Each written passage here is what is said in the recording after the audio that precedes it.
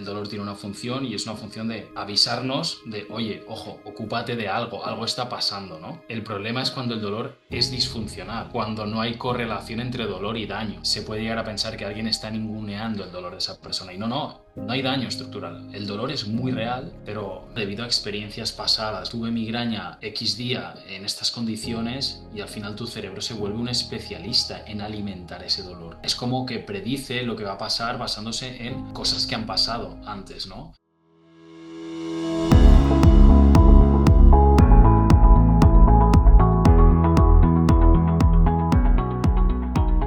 Poco más, vamos a arrancar.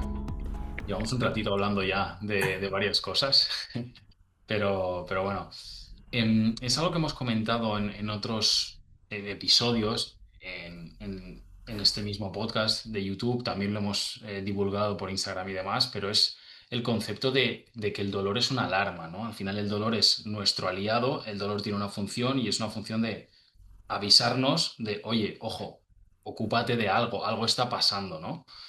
Eso es lo primero que quería traer.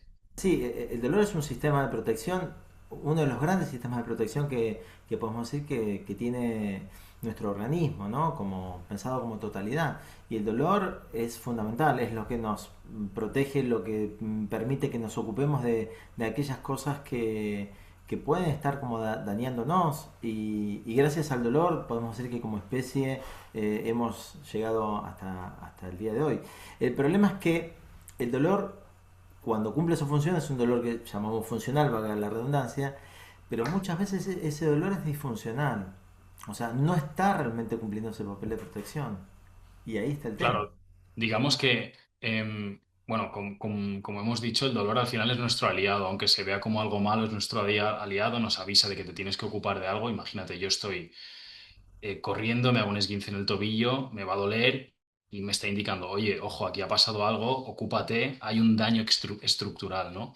Y es aquí donde tú decías que eh, el problema es cuando el dolor es disfuncional. Es decir, entiendo que estás hablando de cuando no hay correlación entre dolor y daño, que es verdad que son conceptos básicos que hemos hablado antes, pero siempre va bien recordarlos, ¿no?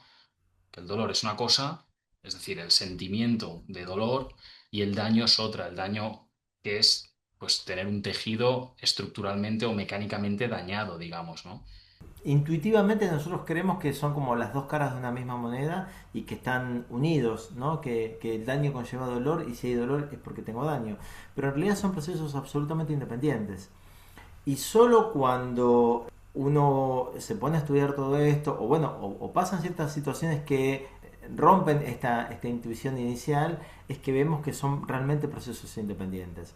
Entonces, generalmente, ¿no? Porque cuando uno por ir a charlas y conferencias y habla acerca del dolor, las personas te preguntan cosas acerca como, hey, pues si yo pongo la mano sobre el fuego, entonces no me tendría que doler. Bueno, para decirlo sintético, generalmente, no siempre, ¿no? Pero generalmente el dolor agudo, o sea, frente a una situación puntual, suele ser funcional. Me suele estar avisando de cosas que están mal y que me tengo que ocupar. ¿Sí? Una atracción, no sé, jugando al fútbol, en un tobillo, lo que fuera. Ahora, cuando hablamos de dolor crónico, y ahí en el 99,99% de los casos ese dolor está equivocado, digamos, no tendría que existir, ¿no? Entonces, obviamente casos como la migraña, dolor crónico por antonomasia, es un dolor absolutamente disfuncional. Es un dolor que no Claro. me está protegiendo de nada. O si me está protegiendo, me estará protegiendo de otras cosas. Emociones, situaciones, no lo sé. Aparecerá en el tratamiento.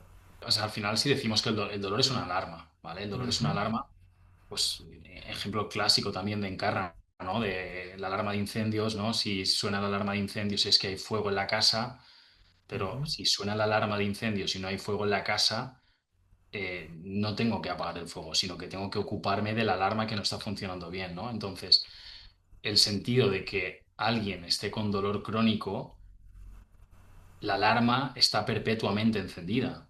Y eso al final debería ser una anomalía biológica, ¿no? Porque el dolor debe ser algo puntual que nos avisa para que nos ocupemos de algo, ¿no? Entonces, estoy muy de acuerdo con lo que dices, ¿no? Que el dolor crónico, en este caso hablamos de migraña, pero aplicable a todos los demás crónicos de espalda, de rodilla, etcétera, en la gran mayoría, la grandísima mayoría de veces, son disfuncionales. No hay correlación entre daño y dolor, ¿no?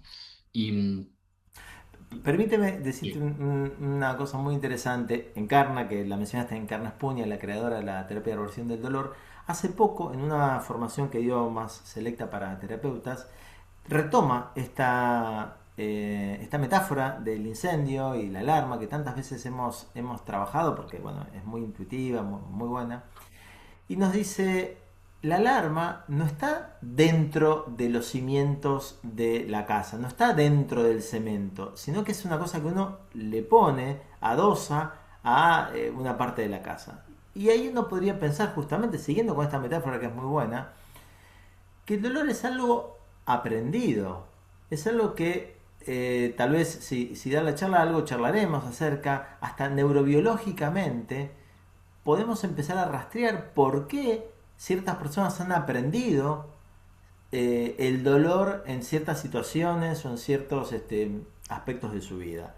¿No? Pero no es algo que per se tenía que estar presente en la vida de las personas, sino que se desarrolla y los componentes sociales, culturales, psicológicos, bueno, y obviamente biológicos, intervienen en que una persona genere un cierto mapa de dolor. Lo acabo de inventar, ese concepto de mapa de dolor, pero se entiende la idea, ¿no?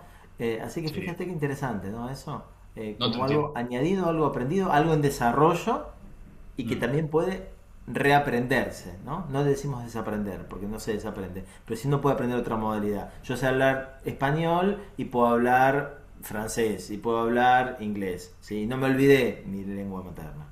Sí, o no lo vas a desaprender, lo puedes reinterpretar de otra manera. Exactamente, tal cual. O sea, para recapitular y aplicándolo a lo que es la migraña, hablando de la analogía de dolor-daño, que no es lo mismo, en la migraña crónica, digamos que pasa eso, que ya hablaremos un poco más adelante de qué me indica, ¿no? Que tengo un dolor mm, neuroplástico, digamos, en el cual no hay daño, y es que los tejidos están perfectos, pero tú sufres dolor. Y esto insistimos siempre, ¿no? El dolor es real. Porque hay veces que se puede llegar a pensar que alguien está ninguneando el dolor de esa persona. Y no hay daño estructural. El dolor es muy real, pero por lo que sea, el dolor de cabeza, la migraña que tengo es muy real, pero muchas pruebas que me hagan no encuentran nada, ¿no?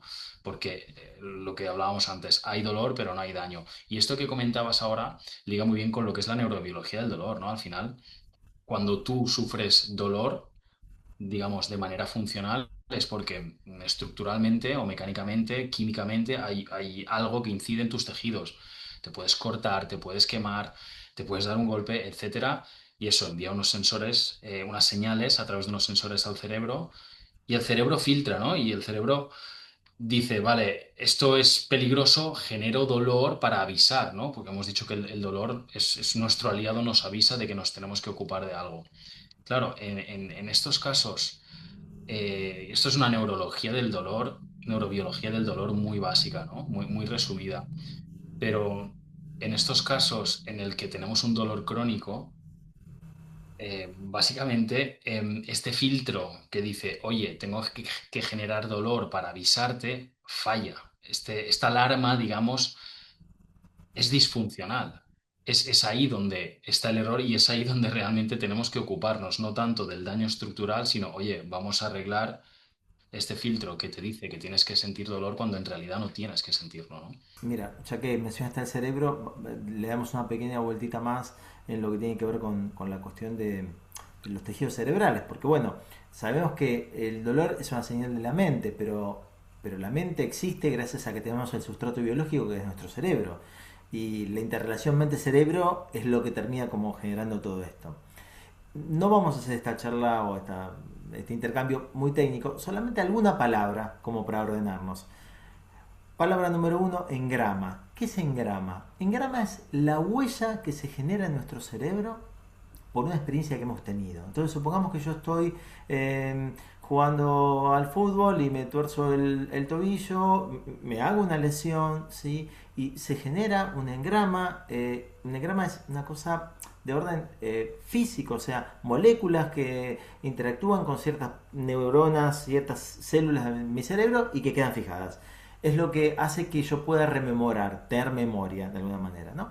Bueno, y me queda en mi cerebro entonces este engrama de que mi tobillo derecho está más frágil porque se torció. Y por ahí ese cerebro ya después lo veremos, ¿no? Ese tobillo luego se curó, se sanó, pero quedó esa huella cerebral que me indica que me tengo que ocupar más de ese tobillo porque es más frágil, por más que haya sanado. Eso explica por qué, por más que cuando llegue información de mi tobillo como que está todo ok, cuando mi cerebro decide si va a emitir o no va a emitir señal de dolor, se activa, lo estoy haciendo muy sintético, se activa ese engrama y dice, no, vale, vamos a cuidar ese pie, que duela mejor, no lo sometamos a esfuerzo. Por más que no esté recibiendo ninguna información de que hay un problema. Ves que no tenemos un daño, pero, entre comillas, me traiciona mi cerebro, ¿sí? Y mi mente emite la señal de dolor por este engrama que ha quedado desactualizado. Por eso en el tratamiento, ¿qué es lo que uno hace? Actualizar lo que se llama el modelo interno. ¿Qué es el modelo interno? Cómo de alguna manera hemos configurado en nuestro cerebro barra mente todo nuestro cuerpo. Toda nuestra idea de fragilización o no, o de seguridad. ¿No? Tenemos la fragilización, lo frágil y la confianza y lo seguro. Y en esta díada es que nos vamos moviendo. Vemos como el cerebro ahí entra en juego, ¿sí? Y hace que esa filtración sea incorrecta y ese dolor sea incorrecto, sea disfuncional. Es un clásico, ¿no? También de lo que es dolor crónico, cuando no hay daño estructural, pero lo ha habido y ya no lo hay, o Ujú. incluso eh, aplicado a la migraña debido a experiencias pasadas, ¿no? Tuve migraña X día en estas condiciones y al final tu cerebro se vuelve un especialista en alimentar ese dolor. O sea, es como que predice lo que va a pasar basándose en cosas que han pasado antes, ¿no? Y el cerebro, bueno, y es ahí donde entra en juego realmente el dolor neuroplástico, ¿no? O sea, el cerebro aprende, que es el famoso dolor neuroplástico aplicado a la migraña, al final el cerebro aprende, básicamente se vuelve un especialista en generar dolor eh, porque está practicando continuamente ese dolor, debido a que ha tenido una experiencia pasada, alguien en un momento dado tuve migraña o por X motivo, porque me han dicho que los días que llueve, mi padre tenía dolor de cabeza, entonces yo también lo tengo, nuestro cerebro al final lo que hace es alimentar esas rutas neuronales para que eso suceda. ¿No? Digamos que el Ah, dolor absolutamente. neuroplástico Sí. funciona así. Hay una palabrita que está un poco de moda, que muchos mencionan, y es correcta y está buena, que es la neuroplasticidad. La neuroplasticidad es la capacidad que tiene nuestro cerebro de ir cambiando a lo largo del tiempo. Cuando somos niños, nuestra neuroplasticidad es inmensa, y a medida que vamos creciendo, se va perdiendo parte de esa neuroplasticidad, pero toda nuestra vida tiene en cada momento la posibilidad de generar nuevas conexiones. Hay dos procesos que se llaman ajuste y poda, que se dan en nuestro cerebro, y se dan todo el tiempo. El ajuste es, según lo que yo hago e intensifico, ciertas redes neuronales se van a ir solidificando, se van a ir consolidando. Entonces, si yo, no sé, practico mucho un ejercicio, cada vez me va a salir mejor porque esa red neuronal, por lo que es el ajuste, se va a ir, digamos, fortaleciendo. La poda es aquellas redes que no se utilizan, el cuerpo las va desechando, el cerebro las va desechando. Entonces, yo tengo un modelo interno, tengo ciertos engramas que juegan en contra mía por el tema del dolor disfuncional, por experiencias que he tenido en mi pasado. Si sigo adelante todo un proceso de ciertos ejercicios por la neuroplasticidad cerebral, voy a ir logrando que ciertas cadenas neuronales se vayan consolidando, las de la confianza, y otras redes neuronales se vayan debilitando hasta que se pierdan. Por eso, nuestro cerebro, digamos, no es nuestro destino, o sea, podemos ir moldeándolo, y esto es gracias a la neuroplasticidad. Entonces, lo que en un momento nos complicó, podemos ir trabajándolo para que sea de otra forma, ¿no es cierto?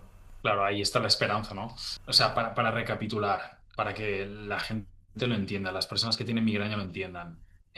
Migraña crónica, tienes un dolor, no hay daño estructural, te pueden hacer mil pruebas, está todo bien, pero tu cerebro ha aprendido, y muchas veces, bueno, muchas veces no, a través de la práctica ha aprendido mm, que hay situaciones que son normales, a considerarlas como nocivas, ¿no? Es por eso que se activa la ruta del dolor, te genera ese dolor y te avisa de algo, porque lo ve como una amenaza, un peligro, que en realidad no lo es, ¿no?